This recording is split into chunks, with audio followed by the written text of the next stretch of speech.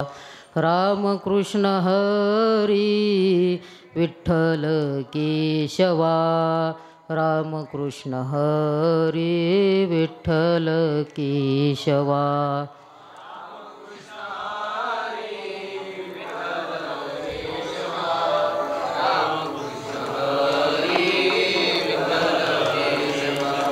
पुंडलिक वरदा हरी विठ्ठल, श्री ज्ञानदेव तुकाराम, पंढरीनाथ भगवान की जय, माऊली ज्ञानेश्वर महाराज की जय, सद्गुरु जोग महाराज की जय।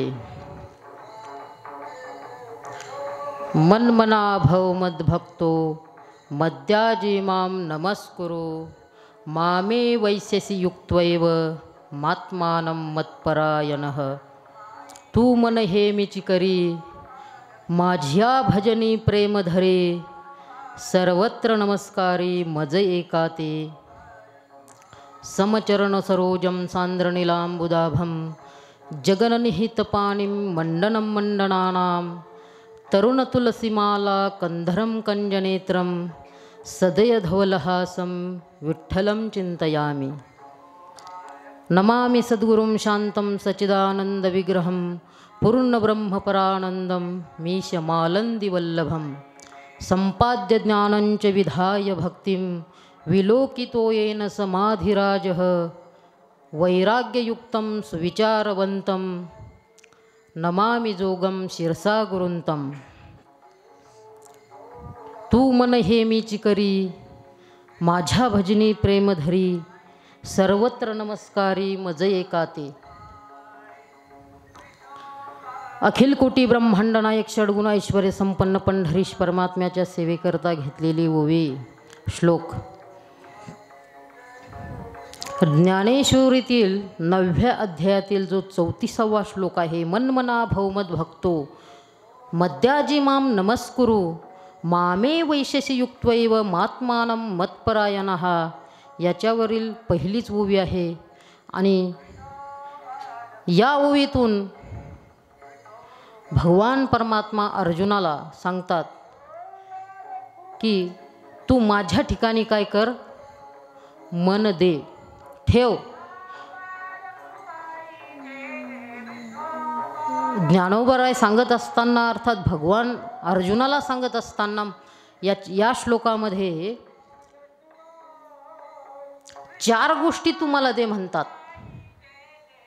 मन्मना भवः, मद्भक्तो भव, मद्याजी भव 3, आणि तू काय कर, नमस्कार कर, नमस्कार करणार आहो. अशा 4 गोष्टी तू मला दे.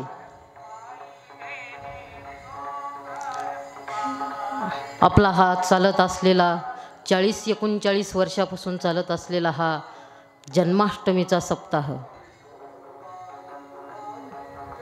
आता ही पहिल्याच दिवसाची प्रवचन सेवा आहे. बाबांच्या आज्ञेने आली. आता या ठिकाणी प्रवचन करणं म्हणजे असं वाटायला लागलंय तुम्ही आत्ताच अमृताचं पाषाण केलं आणि आता तुम्ही तांदळाची पेज काय पिणार. अमृत वेगळं आणि तांदूळाची पेज वेगळी. या ठिकाणी आत्ताच गुरुवर्य बाबांचे जे अमृत वचन आपण श्रवण केले त्याच्यापुढं मी काय सांगणार आहे. परंतु बाबांनी आज्ञा केली त्या आज्ञेप्रमाणे सेवा करण्याचा योग आलेला आहे. ज्ञानोबराय म्हणतात तू मन हे मीची करी. तू काय कर, मन माझ्या ठिकाणी ठेव. तू मन माझ्या ठिकाणी स्थिर कर. हे मन का स्थिर करायचं, पण हे मन का द्यायचं भगवान परमात्म्याला, का द्यायचं मन.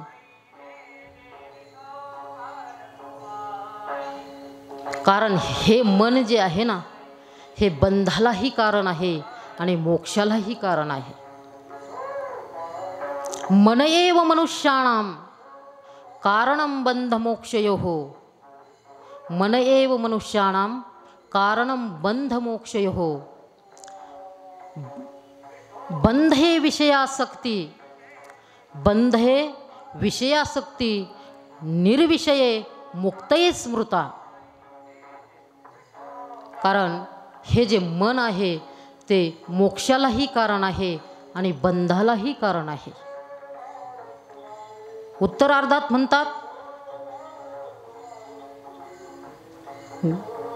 विषयासक्ती ही मनाला काय आहे, कारणीभूत आहे. बंधनाकरता हे विषय काय करतात, ह्या जीवाला काय करत असतात, बांधत असतात, या मनाला बांधत असतात. बंधे विषयासक्ती, विषयासक्ती काय करत असते, ही बंधाला कारणीभूत असते. आणि या मनाचा स्वभावच असा आहे की तो विषयाकडे ओढणारा आहे. मनाचा स्वभाव काय आहे, विषयाकडे ओढणारा आहे. जोपर्यंत मनाच्या समोर विषय येत नाही तोपर्यंत मन तिकडेच जात नाही. आपल्याला ते मन खूप स्थिर वाटतं. तसं मन हे काय आहे, चंचल आहे, अस्थिर आहे. परंतु जोपर्यंत त्याच्यासमोर विषय येत नाही तोपर्यंत ते आपल्याला स्थिर वाटतं. ज्ञानोबाराय दृष्टांत देतात. एखाद्या ज्ञानोबारायांनी बगळ्याचा दृष्टांत दिलेला आहे. एखादं सरोवर आहे, त्या सरोवरामध्ये पाणी आहे आणि त्या पाण्यामध्ये जलचर आहे, मासे आहेत.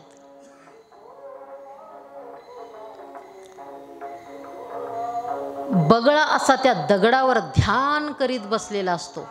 एक टक ध्यान असतं त्याच्यावाला.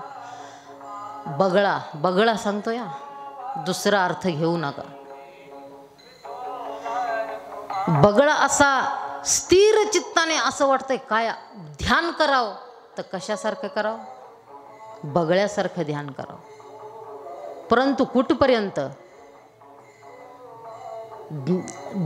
बगळ्याच्या समोर जर विषय आला, म्हणजे बगळ्याचा विषय काय आहे, जो मासा आहे, तो मासा समोर आल्यानंतर तो त्याच्याकडे कशी धाव घेतो त्याप्रमाणे हे मन विषयाकडे धाव घेत असतं. बकू देखुनी मिनाते, काय ज्ञानोबाराय म्हणतात, बकू देखुनी मिनाते. तो बगळा काय करतो, जोपर्यंत त्या मीनाला म्हणजे माश्याला पाहत नाही तोपर्यंत ध्यानस्थ असतो. परंतु त्याच्याकडे जर विषय आला, त्याचा जो त्या बगळ्याचा जो विषय असतो, तो कशाकरता ध्यान करत असतो त्या ठिकाणी, त्या मासा येण्यापर्यंत. तसं मन हे मनाच्या समोर जर विषय आला तर तो विषयाला सोडित नाही. बकू देखुनी मिनाते. पुढं सुद्धा म्हणतात ज्ञानोबाराय 3 दृष्टांत दिलेले एकाच ओळीमध्ये. बगळा ज्याप्रमाणे त्या विषयाकडे धावतो त्याप्रमाणे मन सुद्धा हे विषयाकडे धावत असतं. कारण मनाचा स्वभावच आहे की तो विषयामध्ये त्याची काय आहे, प्रवृत्ती आहे. म्हणून ज्ञानोबाराय म्हणतात ते मन आहे ना, तो माझ्या ठिकाणी ठेव. हे मन हे जीवाला बंधनाला कारणीभूत असतं. ते आता मनाच्या द्वारे ती प्रकृती सुद्धा जीवाला बांधते. 14व्या अध्यायामध्ये सांगितलेलं आहे, सुख बांधतात ह्या त्रिगुण प्रकृतीच्या द्वारे. सुख सुद्धा सुख संगेन बध्नाती ज्ञान संगेन चानघ. तत्र सत्वम निर्मलत्वात् प्रकाशकमनामयम सुख संगेन बध्नाती ज्ञान संगेन चानघ. या सुखाच्या संगाने आणि ज्ञानाच्या अभिमानाने सुद्धा हे काय करत असतं, या जीवाला, या मनाला बांधत असतं. ही प्रकृती ह्या मनाला बांधत असते, जीवाला बांधत असते. मन म्हणजे नेमकं तरी काय, या पंचमहाभूताच्या मिलित सत्वांशापासून जे तयार होतं त्याला मन म्हणतात, अंतकरण म्हणतात. आणि अंतकरणामधला एक भाग, अंतकरण चतुष्टय म्हणतो ना आपण, अंतकरण चतुष्टय. अंतकरण चतुष्टय कशाला म्हणतात, जे अंतकरणाचे 4 भाग केलेले आहे. ज्यावेळेस ते अंतकरण निश्चय करतं, काय करतं? निश्चय करतं, त्यावेळेस त्या निश्चयात्मिका बुद्धी, त्यावेळेस त्याला बुद्धी म्हणतात. संकल्प विकल्पात्मक मनहा, जे संकल्प विकल्प करतं त्याला मन म्हणतात. ज्यावेळेस तेच अंतकरण काय करतं? चिंतन करतं, त्यावेळेस त्याला चित्त म्हणतात. आणि तेच अंतकरण ज्यावेळेस अहमपणा धारण करतं त्यावेळेस त्याला काय म्हणतात? अहंकार. हे जे मन आहे ते बांधल्या जातं, ह्या विषयाने बांधल्या जातं. हे विषय सुखाने बांधलं जातं. रजोगुण, ही जी सत्वगुण, रजोगुण आणि तमोगुण तिन्ही गुणाने याला बांधलं जातं. त्या ठिकाणी जीव सांगितलेला आहे. जीव म्हणजे काय? जीवाला जे बांधतं म्हणजे कोणाला बांधतं? मनाच्याद्वारेच ते बांधतं ना. मनच त्याच्यामध्ये प्रवृत्त होतं ना. मनच संकल्प करतं, करू का नको करू, करू का नको करू. त्यावेळेस मन त्या ठिकाणी प्रवृत्त होतं. प्रमाद आलस्य निद्राभीस, प्रमाद आलस्य निद्रा त्या मनाला काय करत असतं? बांधत असतं. म्हणून मनैव मनुष्याणां कारणं मोक्षो, बंधनाला कारणीभूत आहे, विषयासक्ती आहे, काय आहे? मन कारणीभूत आहे. बघा तुमच्या लक्षात येईल. शिकणारे विद्यार्थी काय होते? शिकणारे विद्यार्थी शाळा सुटली, मित्रमंडळी भेटली आणि चला म्हणून जाऊ, हॉटेलमध्ये जाऊ असा निश्चय झाला त्यांचा. परंतु मन म्हणतंय, पहिल्यांदा बुद्धी निश्चय करते ना, बुद्धी निश्चय करते चला हॉटेलमध्ये जाऊ, बुद्धीनं निश्चय केला. परंतु मन म्हणतंय संकल्प जाऊ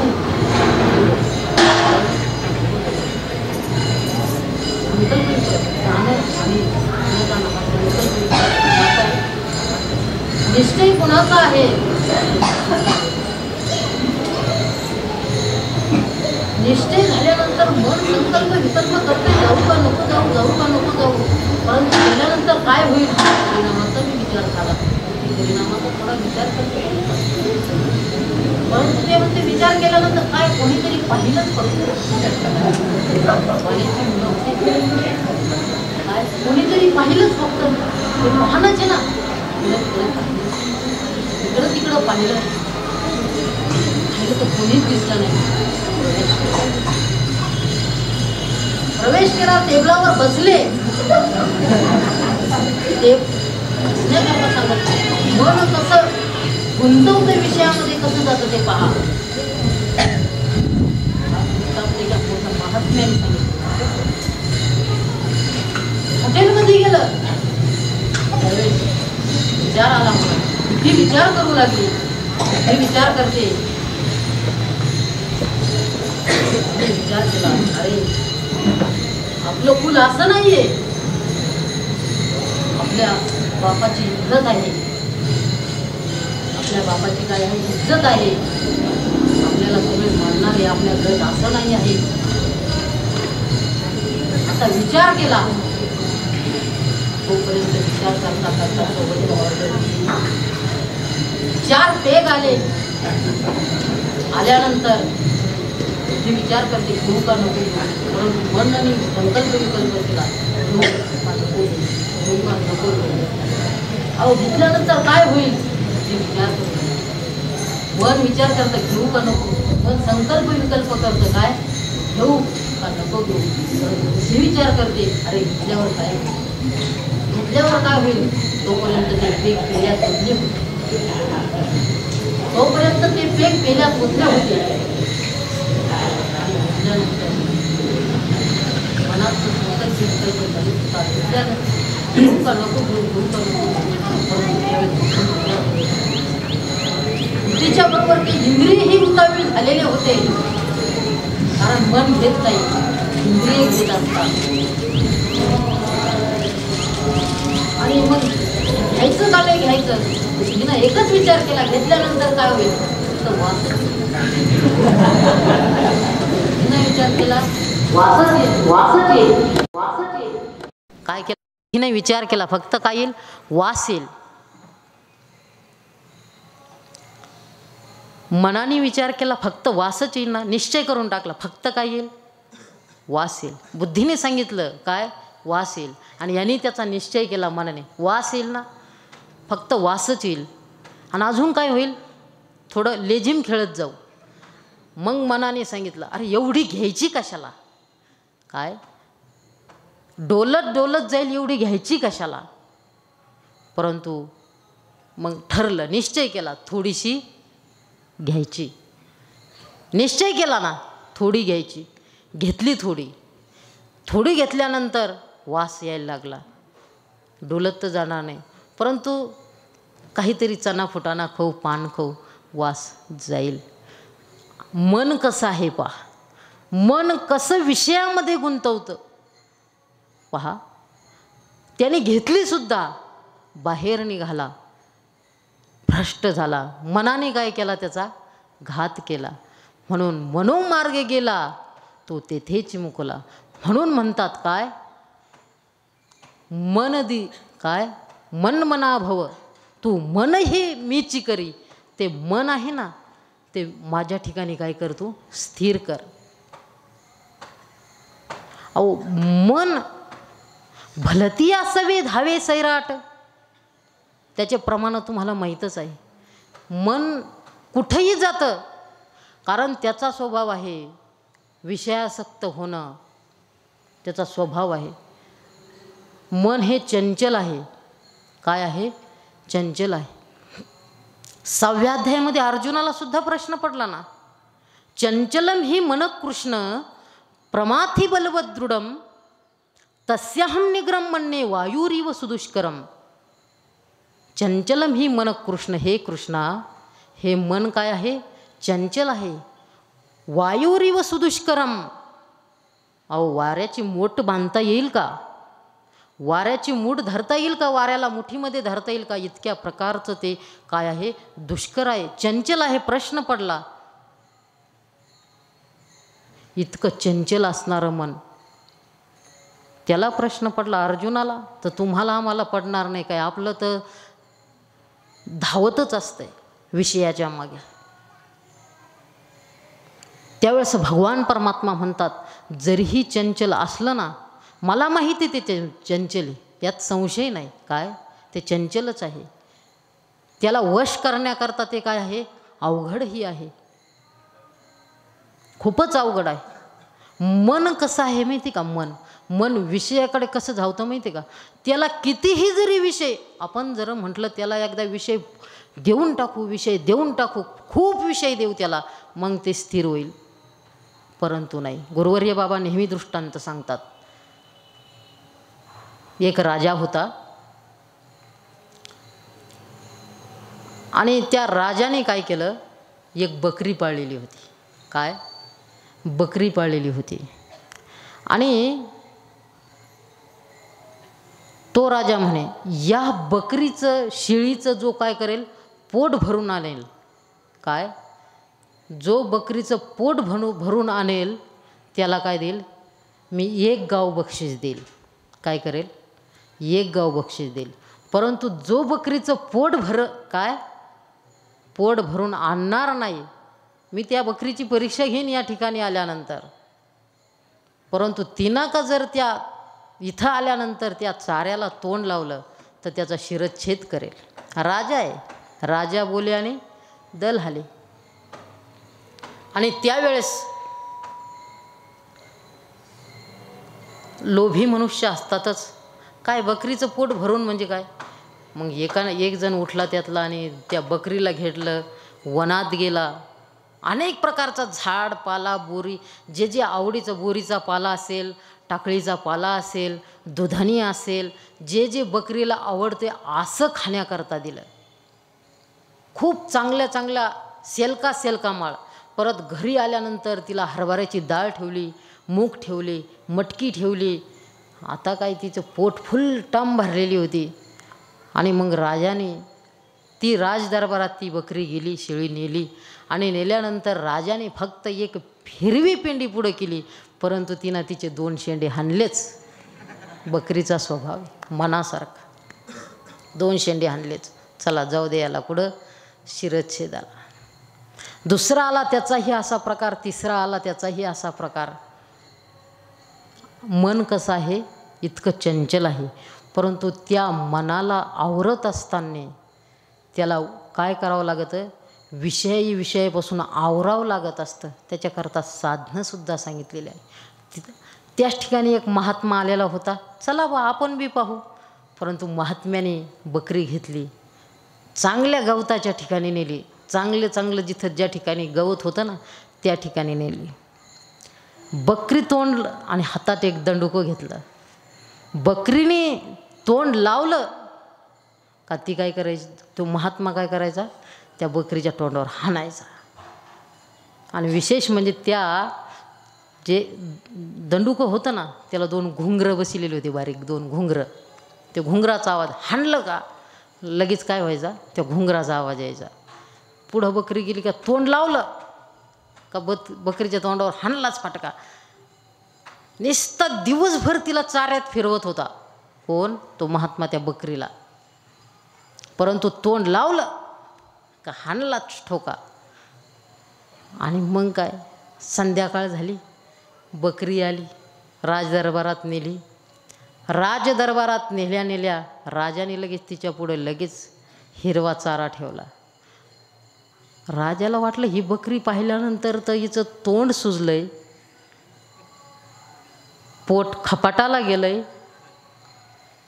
आणि ही चारा खाणार नाही होय. मासा राजाच्या पाठीमागं उभा राहिला आणि त्या बकरीसमोर चारा ठेवल्यावर त्या महात्म्याने फक्त तो दंडा आहे ना फक्त खाली असा आदळला. घुंगराच्या आवाजाने बकरीनं डायरेक्ट तोंड फिरवलं. तिला माहिती आहे चाऱ्याला का तोंड लावलं का दणकाच. तसं हे जे मन आहे हे विषयाकडे धावतं, परंतु इतकं कठीण आहे आवरण्याकरता. तर भगवान परमात्मा म्हणतात त्याला आवरायचं कसं. जसं त्या महात्म्याने ते मन विषयाकडे, जशी बकरी विषयाकडे गेली का तिला काय करायचं, टोला टाकायचा. तसं असंशयम महाबाहो मनोदुर्निग्रहम चलम वैराग्य अभ्यासेन तु कौंतेय वैराग्य नच गृह्यते.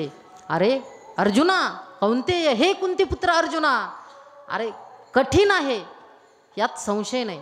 हे महाबाहो, हे कठीण आहे, परंतु हे जे मन आहे ना हे अभ्यासाने आणि वैराग्याने काय होतं, वश होत असत. हे भगवान परमात्म्याकडे जर हे मन लावायचं, तू मनही हे मीची करी, हे जर भगवान परमात्म्याच्या ठिकाणी मन लावायचं असेल तर त्याच्या ठिकाणी काय पाहिजे, वैराग्य पाहिजे. जोपर्यंत विषयामध्ये दोष दृष्टी दिसत नाही तोपर्यंत काय, ज्या विषय जो आपल्याला भोगायचा आहे त्या विषयाविषयी दोष दृष्टी पाहणं ते निश्चय होणे यालाच काय म्हणतात, वैराग्य म्हणतात ना. इहलोकापासून ब्रह्मलोकापर्यंत अनुकूल असणाऱ्या भोगाविषयी होणाऱ्या त्यागाच्या इच्छेस वैराग्य म्हणतात. त्यागाची इच्छा. आणि त्यागाची इच्छा कधी होते, त्यागाची इच्छा कधी होते, त्या विषयामध्ये दोष दिसला तरच त्यागाची इच्छा होते ना. जर त्या भोगाविषयी, त्या एखाद्या पदार्थाविषयी जर दोषाचं दर्शनच झालं नाही तर त्यागण्याची इच्छा होईल का. ज्ञानोबाराय गोड दृष्टांत देतात. ज्ञानोबाराय म्हणतात, जैसी विषय रांधिली रसरसोये, जै जेवणारा ठाऊची होय, तै तो ताटची सांडून जाय जियापरी. ज्ञानोबाराय म्हणतात, जोपर्यंत त्या विषयामध्ये दोषाचं दर्शन होत नाही तोपर्यंत त्या विषयाचा त्याग होत नाही. आणि तो विषयामध्ये दोष कधी दिसत असतो, जोपर्यंत आपल्या अंतःकरणात विवेकाचा आणि वैराग्याचा अंकुर उत्पन्न होत नाही तोपर्यंत विषयाविषयीचं काय होत नाही, दोषाचं दर्शन होत नाही. जैशी विषय रांधिली रससोये. ज्ञानोबाराय म्हणतात, एखादी सुगरण स्त्री आहे, सुगरण म्हणजे सुगरण, आणि तिने चांगल्या प्रकारचं काय केलं, पक्वान्न तयार केलंय. काय केलं, चांगल्या प्रकारचं 5 पक्वान्नाचा श्री बालाजीचा बेत असं ताट, मोठं ताट ठेवलं. एक भाताची मुदन ठेवलेली आहे, त्याच्या शेजारी थोडासा ठेसा आहे, त्याच्या शेजारी थोडी कढी आहे. कढी नको, थोडं घट्ट वरण. कढी नको, घट्ट वरण ठेवलेलं आहे मुगाच्या डाळीचं. पापड आहे, सुंदर अशी पोळी आहे, डोळ्यांनी पाहावी आणि भटानी चावावी अशा प्रकारची काय आहे, पोळी आहे. सुंदर अशी पनीरची भाजी आहे, साधारण अशी भाजी आहे. आणि सगळं असं ताट भरलेलं आहे. आणि ताट समोर ठेवलंय, काय ताट समोर ठेवलं, हातामध्ये संकल्प करण्याकरता, भगवान परमात्म्याला अर्पण करण्याकरता हातात पाणीही घेतलं. पाणी घेऊन ओम सहना ववतु सहनौ भुनक्तु सहवीर्यं करवावहै तेजस्विनावधीतमस्तु मा विद्विषावहै. ओम शांती शांती शांती. ज्ञानोबाराय सांगतात दृष्टांत. इथपर्यंत आलं, पुंडलिक वरदाही झालं. पहिल्यांदा नियमाप्रमाणे त्या भातामध्ये घट्ट वरण सुद्धा टाकलं, त्याच्यात तूप टाकलेलंच होतं. आणि ते भात आणि वरण एकत्रित केलं. आणि एकत्रित केल्यानंतर तो खाणार काय, घास उचलला, ज्ञानोबाराय म्हणतात. आणि त्याला समजलं इतका सुंदर सोपा, जैसी विषयी रांधिली म्हणजे स्वयंपाक करणं, रांधिली रसच होय. त्यावेळेस त्याला जै जेवणारा ठाऊची होय, काय की त्याला माहिती झालं की याच्यात काय टाकलेलं आहे, इंट्रेल टाकलेलं आहे, पॉवरफुल कोराजन असं जर टाकलेलं आहे, असं जरा समजलं तर तो काय होतो, तो विषय आहे ना, ते ताट, ते अन्न विषय आहे. तो काय करतो, ज्ञानोबाराय म्हणतो ते तै ताटची सांडूनी जाया जिया परे. तो काय करतो, कितीही सुंदर असला विषय आणि त्या विषयामध्ये जर दोषाचं दर्शन झालं तर तो काय करून जातो, तो ताट सांडून जातो. ताट नाही, ते जेवण अन्नाचा सुद्धा काय करतो, त्याग करतो. कारण ते अन्न जर त्यांनी खाल्लं, यद्गत्वा न निवर्तन्ते, अशी स्थिती होणार आहे, म्हणून तो खात नाही. तसं हे विषय सुद्धा आहे ना, हे एक विषाप्रमाणे नाशक आहे. विषाप्रमाणे काय समजावं लागतात, नाशक समजावे लागत असतात. का, विषय भोगल्यानंतर एकदा नाही मरत. जसं आपण म्हणतो स्लो पॉयझन म्हणजे काय, ते हळूहळू मारतं आपल्याला. काय करतं, हळूहळू एक स्लो पॉयझन हळूहळू. तसे हे विषयसुद्धा आपल्याला थोडं थोडं मारत असतात. म्हणून त्याच्यात जर दोष दर्शन घडलं, त्या मनाला जर दिसलं, तर ते विषयासक्त न होता त्या विषयापासून परावृत्त होतं. आणि ते मन विषयाच्या ठिकाणी न जाता ते परमात्म्याच्या ठिकाणी जात असतं. परंतु ते कशाने, अभ्यास आणि वैराग्य. त्याच्याकरता हळूहळू ढाळे केतुलीनी एक वेळे मार्गाची निवळे निश्चित ठाके. म्हणून ते ज्ञानोबाराय म्हणतात, तू मन हे मीची करी. ते मन काय कर, तू माझ्या ठिकाणी लाव. मन मना भव, ते मन माझ्या ठिकाणी लाव. म्हणजे माझ्या ठिकाणी ते काय कर, स्थिर कर. कारण ते स्थिर केल्याशिवाय भगवान परमात्म्याच्या चरणाजवळ जाऊ शकत नाही. ज्ञानोबाराय, तू मन हे मीची करी, माझ्या भजनी प्रेम धरी. आणि मन माझ्या ठिकाणी केल्यानंतर माझ्या ठिकाणी काय कर, माझ्या भजनाविषयी काय कर, प्रेम धर भजनी. माझ्या भजनी प्रेम धरी, माझ्या भजनाविषयी तू काय कर, प्रेमाने माझं काय कर, भजन कर. माझ्या भजनी प्रेम धरी. ते भजन सुद्धा माझ्या करताच कर आणि माझंच कर. परंतु भजन करत असताना कसं केलं पाहिजे, प्रेमाने केलं पाहिजे.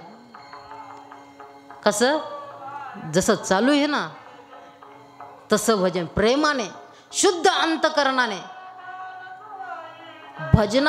भजन करत असताना फक्त ज्याचं भजन करतो, काय ज्याचं भजन करतोय, ज्याच्याकरता करतोय, फक्त तेच डोक्यात पाहिजे. कारण ज्या वेळेस भजन शब्द आलेला आहे, ज्या वेळेस भक्ती शब्द आलेला आहे, त्यावेळेस गीतेमध्ये प्रत्येक ठिकाणी काय शब्द आलेला आहे? अनन्य शब्द आल्या. भक्त्या त्वनन्यया शक्य, म्हणजे भक्ती कशी केली पाहिजे? अनन्य भावाने. अनन्य भावाने काय? अनन्यता म्हणजे काय? अन्याश्रयाणाम त्यागो इति अनन्यता. अन्य आश्रयाचा त्याग करायचा, ज्याच्या ठिकाणी अनन्य आहे त्याच्याकरताच करायची असते, त्याला काय म्हणतात? अन्याश्रयाणाम त्यागो इति अनन्यता.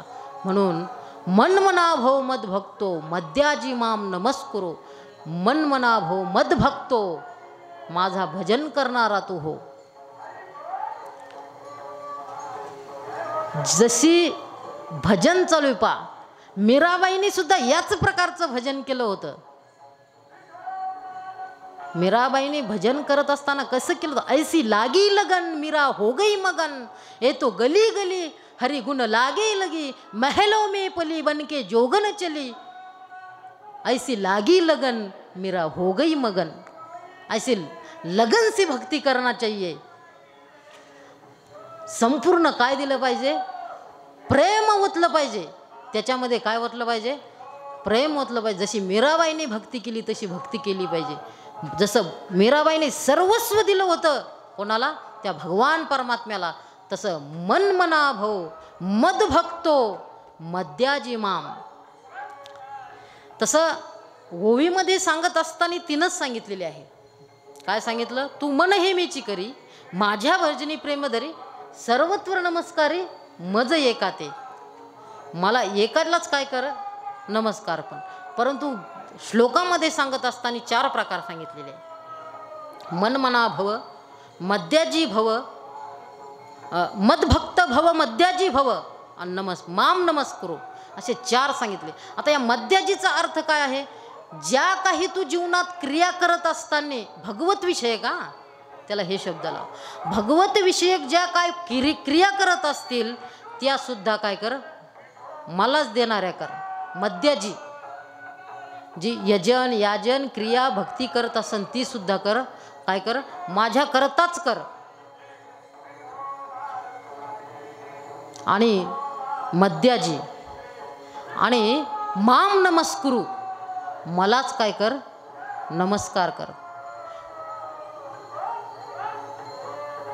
तू मन हे मीची करी, माझ्या भजनी प्रेम धरी, आणि सर्वत्र नमस्कारी मज एकाते. मला एकट्याला सर्व ठिकाणी मला एकट्यालाच नमस्कार कर. भगवान परमात्मा म्हणतात. आणि कारण जोपर्यंत मन सर्व शरीरच भगवान परमात्म्याला अर्पण केल्याशिवाय जोपर्यंत आपल्याला ज्ञान होत नाही ना, जोपर्यंत आपल्याला ज्ञान होत नाही ना, तोपर्यंत आपल्याला अशा प्रकारची अनुभूतीच होत नाही. काय की सर्व ठिकाणी नमस्कार करण्याची. आपण सर्व ठिकाणी नमस्कार करतो का? नाही नाही. जर घरामध्ये विंचू निघाला तर आपण त्याला नमस्कार करतो का? लगेच म्हणतो चप्पल आणा. सर्वत्र नमस्कारी न. परंतु सर्व ठिकाणी नमस्कार करण्याकरता आपल्याला अशी अनुभूती आली पाहिजे, जे जे भेटे भूत ते ते मानिजे भगवंत. जे जे दिसेल त्याला भगवंत मानल्याशिवाय आपल्याला तशी नमस्कार करण्याची अनुभूती होणार नाही. आणि ही अनुभूती कधी होते आपल्याला? तर सद्गुरु कृपेनेच होते. अशा प्रकारची अनुभूती कशाने होते? सद्गुरु कृपेनेच होते.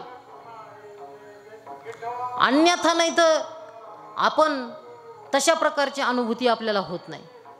नामदेवरायांच्या जीवनामध्ये काय झालं होतं? नामदेवराय तर साक्षात भगवान परमात्म्याला सगळं देऊन टाकलेलं होतं. नामदेवरायांनी, नामदेवरायासोबत देव खेळत होते, देव जेवत होते, सगळं व्यवहार करत होते. परंतु तरीही नामदेवरायाला सर्व ठिकाणी नमस्कार करण्याची त्यांची वृत्ती झालेली नव्हती. ज्यावेळेस सभा भरली होती त्यावेळेस वेळ तर होत आलेली आहे. त्यावेळेस सर्व संत आले होते आणि नामदेवरायला ज्यावेळेस मुक्ताईने सांगितलं हे मडकं काय आहे, कच्चं आहे, कच्चं आहे का पक्का आहे पहा. आणि ते कोणाला आज्ञा केली, काकांना आज्ञा केली, गोरोबा काकांना.